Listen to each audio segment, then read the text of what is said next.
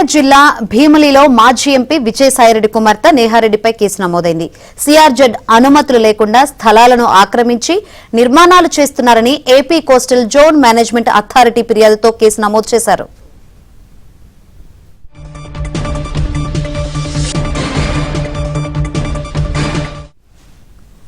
Avyan realtors LLP అధినేత పెనక నేహారెడ్డి, పెనక రోహిత్ రెడ్డిపై గతంలో జనసేన కార్పొరేటర్ పీతల మూర్తి యాదవ్ హైకోర్టులో పిటిషన్ దాఖలు చేశారు. ఈ క్రమంలో ఆక్రమించిన ప్రాంతాన్ని కేంద్ర కమిటీ సభ్యులు ప్రత్యక్షంగా సందర్శించనున్నారు.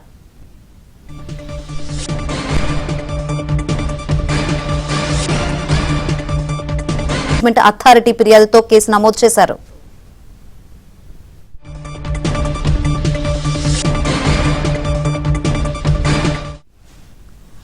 అవ్యాన్ రియల్టర్స్ ఎల్ఎల్పీ అధినేత పెనక నేహారెడ్డి, పెనక రోహిత్ రెడ్డిపై గతంలో జనసేన కార్పొరేటర్ పీతల మూర్తి యాదవ్ హైకోర్టులో పిటిషన్ దాఖలు చేశారు.